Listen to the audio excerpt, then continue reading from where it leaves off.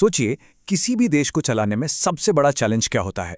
एक ऐसी सरकार बनाना जो मजबूत तो हो, अपना काम कर सके, पर इतनी भी मजबूत ना हो जाए कि वो लोगों की आज़ादी के लिए ही खतरा बन जाए। तो सवाल यही है, ये बैलेंस कैसे बने? कैसे ये पक्का किया जाए कि जो लोग हम पर राज कर रहे हैं वो हमारे सेवक बने रहें, तानाशाह नहीं? इस मुश्किल पहेली का जवाब एक बहुत ही खास किताब में है, हमारा संविधान। तो इसका हल क्या है? इसका हल एक बड़े आइडिया में है, जिसे कहते हैं कॉन्स्टिट्यूशनलिज्म या संविधानवाद। देखिए, ये सिर्फ एक मोटी सी रूल बुक नहीं है, ये एक मास्टर प्लान है। एक ऐसा आइडिया जो कहता है कि सरकार को भी नियमों में बंद कर रहना पड़ेगा ताकि वो अपनी मनमानी ना कर सके। अब इस पूरे सिस्टम की जो नींव है ना, वो एक बहुत ही सिंपल लेकिन पावरफुल आइडिया पर टिकी है, रूल ऑफ लॉ, यानी कानून का राज। समझिए, ये वो पत्थर है जिस पर पूरी इमारत खड़ी की गई है। एक बहुत बड़े फिलॉसफर थे, जॉन लॉक। उन्होंने कमाल की बात कही थी, जहां कानून खत्म होता है वहां जुल्म शुरू होता है।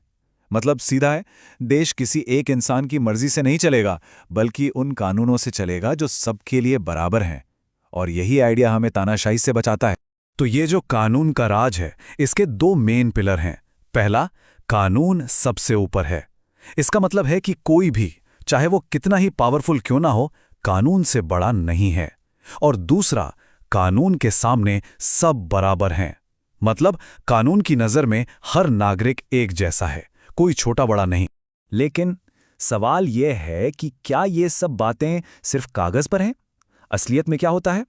जरा इस आंकड़े पर गौर कीजिए। हमारे करीब 46% एमपीज के खिलाफ क्रिमिनल केस चल रहे हैं। यह आंकड़ा चौंकाने वाला है ना?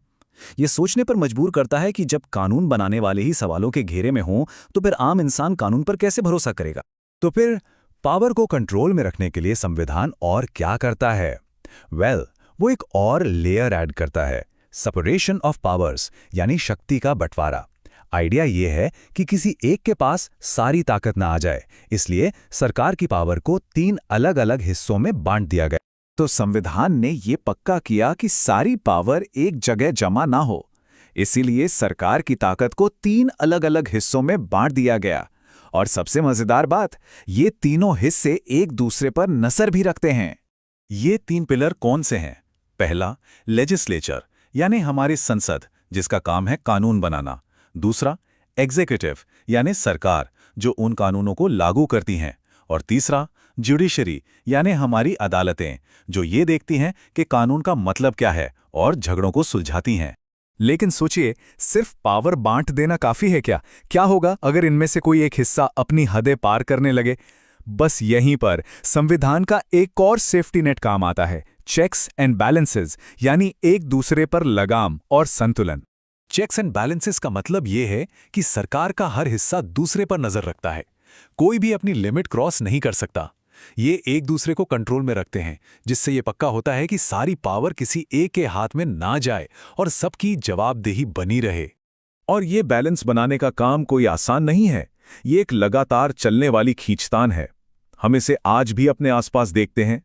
जैसे कभी-कभी सरकार संसद से पूछे बिना ही ऑर्डिनेंस ले आती है, या फिर कभी-कभी अदालतें पॉलिसी के मामलों में दखल देने लगती हैं।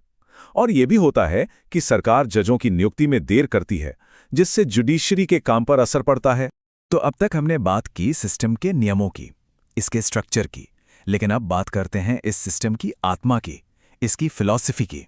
और वो है संवैधानिक नैतिकता या कॉन्स्टिट्यूशनल मोरालिटी का कॉन्सेप्ट। तो ये कॉन्स्टिट्यूशनल मोरालिटी आखिर है क्या चीज? देखिए, आसान शब्दों में इसका मतलब सिर्फ लिखे हुए कानून को फॉलो करना नहीं है।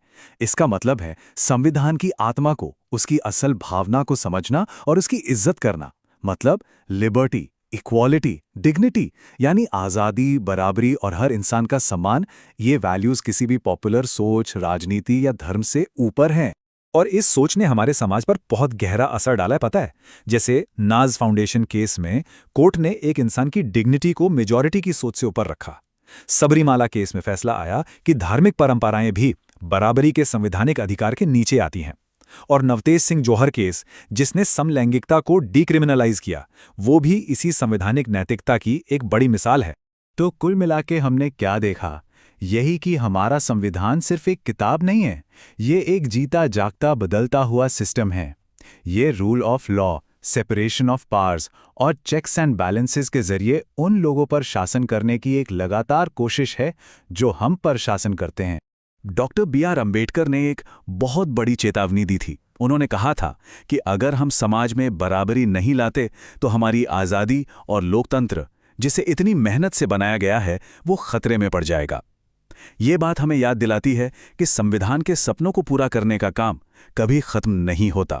तो आखिरी और सबसे बड़ा सवाल यही है, ये जो बैलेंस बनाने का काम है, ये जो लगातार चलने वाली कोशिश है, इसे बनाए रखने की जिम्मेदारी आखिर है किसकी? क्या सिर्फ नेताओं की, जजों की, या फिर हम सब की? ये एक ऐसा सवाल है जिसका जवाब हम सभी को मिलकर ढूंढना होगा।